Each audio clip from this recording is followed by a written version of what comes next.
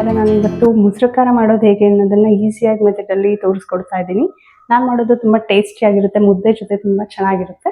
ಅದನ್ನು step by step ಹೇಗೆ ಮಾಡೋದು ಅನ್ನೋದನ್ನು ಈ ವಿಡಿಯೋದಲ್ಲಿ ನಿಮಗೆ ತೋರಿಸ್ತಾ ಇದ್ದೀನಿ. ಮೊದಲು ಮೊಸರು ಖಾರ ಮಾಡೋಕ್ಕೆ ಏನು ಇಂಗ್ರೀಡಿಯೆಂಟ್ಸ್ ಬೇಕು ಅನ್ನೋದನ್ನು ನಾನು ನಿಮಗೆ ತೋರಿಸ್ತಾ ಇದ್ದೀನಿ. ಗ್ರೀನ್ ಕಲರ್ ಬದನೆಕಾಯಿ, ಒಗ್ಗರಣೆಗೆ ಕರಿಬೇವು, ಶುಂಠಿ ಸ್ವಲ್ಪ, 2 ಬೆಳ್ಳುಳ್ಳಿ, 1 ಸ್ಪೂನಷ್ಟು ಜೀರಿಗೆ, ಕೊತ್ತಂಬರಿ ಸೊಪ್ಪು, ಗ್ರೀನ್ ಚಿಲ್ಲಿ ನಿಮಗೆ ಎಷ್ಟು ಖಾರ ಬೇಕಾಗುತ್ತೆ ನೋಡಿಕೊಂಡು ಅಷ್ಟು, ಹಾಗೆ ಮತ್ತು ಕಡಲೆ. ಈಗ ಹೇಗೆ ಮಾಡೋದು ಅನ್ನೋದನ್ನು ನೋಡ್ಕೊಳ್ಳೋಣ. ಮೊದಲಿಗೆ ಬದನೆಕಾಯಿನ ಚೆನ್ನಾಗಿ ವಾಶ್ ಮಾಡ್ಕೋಬೇಕು.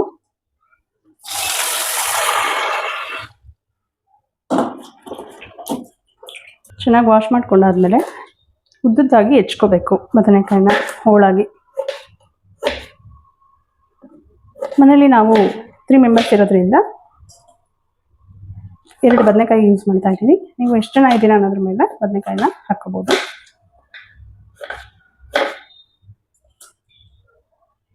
ಸಿಪ್ಪೆನ ತೆಗೆದ್ಬಿಟ್ಟು ಚಿಕ್ಕದಾಗಿ ಕಟ್ ಮಾಡ್ಕೋಬೇಕು. ಅಷ್ಟು ನೀರನ್ನ ಕುಕ್ಕರಲ್ಲಿ ಇಟ್ಬಿಟ್ಟು ಬದನೆಕಾಯಿನ ವಾಶ್ ಆಗಿರೋದು ಮತ್ತು ಕಟ್ ಮಾಡಿರೋ ಬದನೆಕಾಯಿನ ಇದ್ರೊಳಗಡೆ ಹಾಕಬೇಕು. ಇದ್ರ ಜೊತೆಗೆ ನಾವು ಗ್ರೀನ್ ಚಿಲ್ಲಿನ ಖಾರಕ್ಕೆ ಎಷ್ಟು ಬೇಕೋ ಅಷ್ಟು, ನಾನು 6 ರಿಂದ 7 ಚಿಲ್ಲಿನ ಯೂಸ್ ಮಾಡ್ತಾ ಇದ್ದೀನಿ, ಗ್ರೀನ್ ಚಿಲ್ಲಿನ.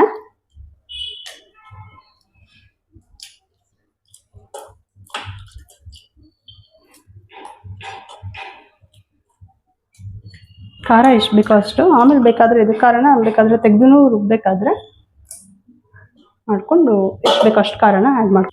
ಗ್ರೀನ್ ಚಿಲ್ಲಿ ಮತ್ತು ಬದನೆಕಾಯಿನ ಸ್ವಲ್ಪ ಮಾತ್ರ ಬೇಯಿಸ್ಕೋಬೇಕು. ಒಂದು ಕುಕ್ಕರ್ ವಿಸಲ್ ಹೊಡಿಯೋದಕ್ಕಿಂತ ಮುಂಚೆನೇ ತೆಗೆದುಬಿಡಬೇಕು, ಇಲ್ಲ ಫುಲ್ ಮೆತ್ತಗಾಗ್ಬಿಡುತ್ತೆ ಬದನೆಕಾಯಿ. ಇವಾಗ ಇದಕ್ಕೆ ಸ್ವಲ್ಪ ಚಿಟಿಕೆ ಅಷ್ಟು ಸಾಲ್ಟ್ನ ಸೇರಿಸ್ತಾ ಇದ್ದೀನಿ. ಒಂದು ವಿಸಲ್ ಬರೋವರೆಗೂ ಬಿಡಬೇಕು. ಮಿಕ್ಸರ್ಗೆ ಏನೇನು ಬೇಕು ಅಂತ ಹೇಳ್ತೀನಿ, ಆ್ಯಡ್ ಮಾಡ್ಕೋಬೇಕಂತ. ಕೊಬ್ಬರಿ,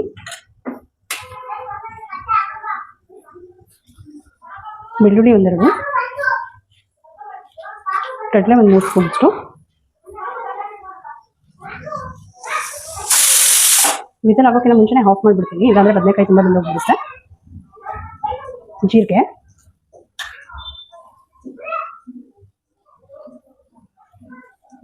ಹಾಗೆ ಶುಂಠಿ, ಕೊತ್ತಂಬರಿ ಸೊಪ್ಪು ಲಾಸ್ಟಲ್ಲಿ ರುಬ್ಕೋಬೇಕು. ಹಾಗೆ ಗ್ರೀನ್ ಚಿಲ್ಲಿ ಇದರೊಳಗಡೆ ಹಾಕಿರೋದು ಬೆಂದಾಗಿದ್ದಾದ್ಮೇಲೆ ಅದನ್ನು ತೆಗೆದು ರುಬ್ಬಕ್ಕೆ ಹಾಕೋಬೇಕು. ಬದನೆಕಾಯಿ ಕೂಡ ಜಾಸ್ತಿ ಬೆಂದಿಲ್ಲ,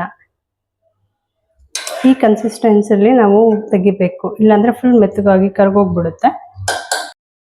ಗ್ರೀನ್ ಚಿಲ್ಲಿ ಎಲ್ಲನೂ ಸೇರಿಸಿ ಮಸಾಲ ರುಬ್ಕೊಳ್ಳೋಣ. ಇವಾಗ ಸ್ವಲ್ಪ ನೀರು ಹಾಕ್ಕೋಬೇಕು. ಹಾಗೆ ಸಾಲ್ಟ್ ಕೂಡ ಸ್ವಲ್ಪ ರುಚಿಗೆ ತಕ್ಕಷ್ಟು ಹಾಕೋಬೇಕು. ಮೊಸರು ಹುಳಿ ಇದ್ದರೆ ಆಮೇಲೆ ನೋಡ್ಕೊಂಡು ಹಾಕೋಬೋದು. ಇವಾಗ ಮಿಕ್ಸರ್ ಮಾಡೋಣ ಇದನ್ನು.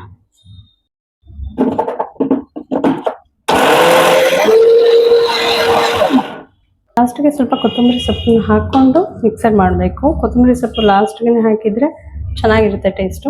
ಇಷ್ಟು ಕನ್ಸಿಸ್ಟೆನ್ಸಿಲಿ ರುಬ್ಕೊಂಡ್ರೆ ಸಾಕು, ತುಂಬ ಸಣ್ಣಗೆ ಇಷ್ಟಿದ್ರೆ ಸಾಕು. ಇವಾಗ ನಾವು ಒಗ್ಗರಣೆಗೆ 2 ಈರುಳ್ಳಿ ತೊಗೊಂಡು ಈರುಳ್ಳಿನ ಕಟ್ ಮಾಡ್ಕೋಬೇಕು ಚಿಕ್ಕದಾಗಿ. ಮೇಲ್ಗಡೆ ಸಿಪ್ಪೆ ಎಲ್ಲ ತೆಗೆದ್ಬಿಟ್ಟು 2ನ್ನ ಚಿಕ್ಕದಾಗಿ ಕಟ್ ಮಾಡ್ಕೋಬೇಕು.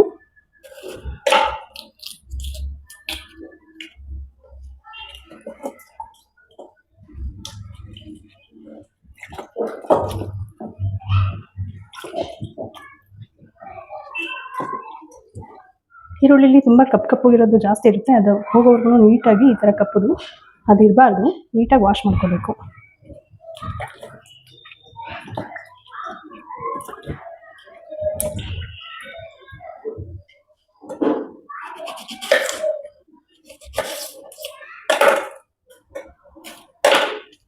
ಮೇಲ್ಗಡೆ ಸಿಪ್ಪೆಲ್ಲ ತೆಗೆದ್ಬಿಡ್ತೀವಿ.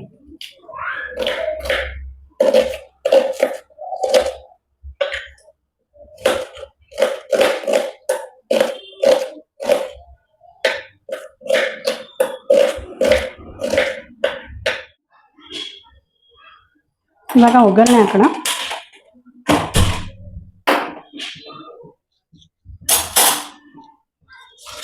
ಒಗ್ಗರಣೆಗೆ 2 ಸ್ಪೂನಷ್ಟು ಆಯಿಲ್ ಹಾಕ್ಕೋಬೇಕು. 2-2.5 ಸಾಕಾಗುತ್ತೆ. ಎಣ್ಣೆ ಸ್ವಲ್ಪ ಕಾಯೋವರೆಗೂ ಇದ್ದು ಅದಕ್ಕೆ 1/2 ಸ್ಪೂನಷ್ಟು ಸಾಸಿವೆ ಕಾಳು ಹಾಕೋಬೇಕು. 1 ಸ್ಪೂನ್ ಜಾಸ್ತಿ ಆಗುತ್ತೆ ಸ್ವಲ್ಪ.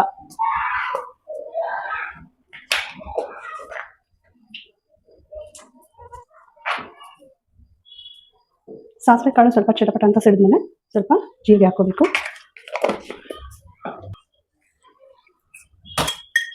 ಇವಾಗ ಸ್ವಲ್ಪ ಕರಿಬೇವು ಹಾಕೋಬೇಕು. ಕರಿಬೇವು ಹಾಕಿ ಫ್ರೈ ಆದಮೇಲೆ ಕಟ್ ಮಾಡಿಕೊಂಡಿರೋ ಈರುಳ್ಳಿನ ಹಾಕೋಬೇಕು.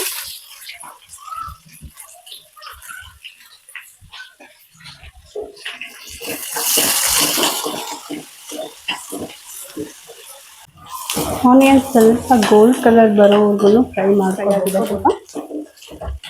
ಸ್ವಲ್ಪ ಗೋಲ್ಡ್ ಕಲರ್ ಥರ ಬರೋ ಥರಕ್ಕೂ ಫ್ರೈ ಮಾಡ್ಕೋಬೇಕು. ಇಲ್ಲಿ ಫ್ರೈ ಆಗಿದೆ. ಇವಾಗ ಈ ಟೈಮಲ್ಲಿ 1 ಸ್ಪೂನಷ್ಟು ಸಾಲ್ಟ್ ಹಾಕ್ಕೋಬೇಕು. ಮಸಾಲಕ್ಕೂ ಸಾಲ್ಟ್ ಹಾಕಿರೋದ್ರಿಂದ ಈ ಟೈಮಲ್ಲಿ ಸ್ವಲ್ಪ ಮಾತ್ರ ಹಾಕ್ಕೋಬೇಕು. ಆಮೇಲೆ ನೋಡಿ ಬೇಕಾದರೆ ಮಿಕ್ಸ್ ಮಾಡ್ಕೋಬೋದು. 1/2 ಸ್ಪೂನಷ್ಟು ಸಾಕಾಗುತ್ತೆ.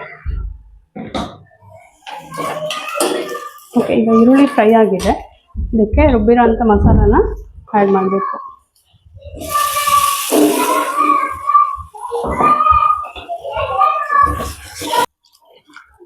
ಮಸಾಲಕ್ಕೆ ಸ್ವಲ್ಪ ನೀರು ಹಾಕ್ಕೊಂಡು ಮಿಕ್ಸ್ ಮಾಡ್ಕೋಬೇಕು.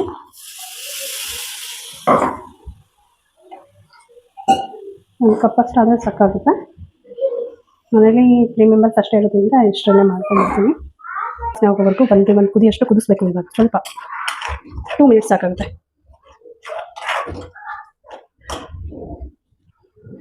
ಇವಾಗ ಕುದಿತಾ ಇದೆ. ಇದನ್ನು ಆಫ್ ಮಾಡಿ ತಣ್ಣಗಾದ್ಮೇಲೆ ಇದಕ್ಕೆ ಮೊಸರನ್ನ ಸೇರಿಸ್ಕೋಬೇಕು. ಈ ಟೈಮಲ್ಲಿ ನೀವು ಸಾಲ್ಟು ಮತ್ತು ಖಾರನ ನೋಡ್ಕೋಬೋದು. ಕಾಯಿನ ಆ್ಯಡ್ ಮಾಡ್ತಾ ಇದ್ದೀನಿ. ಯಾವಾಗ ಬೇಯಿಸಿಟ್ಕೊಂಡಿರೋಂಥ ಬದನೆಕಾಯಿನ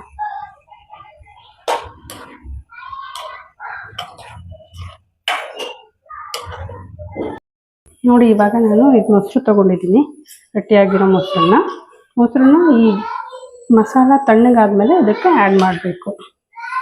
ರೌಂಡು ಮಿಕ್ಸರ್ಗೆ ಹಾಕ್ಕೊಂಡ್ಬಿಡ್ತೀನಿ ಈ ಥರ ಕನ್ಸಿಸ್ಟೆನ್ಸಲ್ಲಿ. ಇದನ್ನು ಇವಾಗ ಮಸಾಲೆಗೆ ಆ್ಯಡ್ ಮಾಡಿ.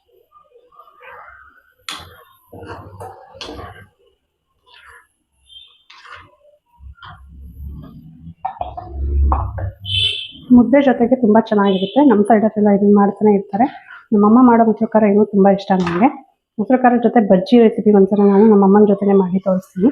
ತುಂಬ ಚೆನ್ನಾಗಿರುತ್ತೆ ಕಾಂಬಿನೇಷನ್ ಮುದ್ದೆ ಜೊತೆಗೆ. ಮೊಸರು ಖಾರ ರೆಡಿಯಾಗಿದೆ. ಹೇಗಿದೆ ಅಂತ ನೀವು ಒಂದ್ಸಲ ಮಾಡಿ ತಿಳಿಸಿ. ಹಾಗೆ ನನ್ನ ಚಾನಲ್ಗೆ ಸಬ್ಸ್ಕ್ರೈಬ್ ಆಗಿ. Thank you.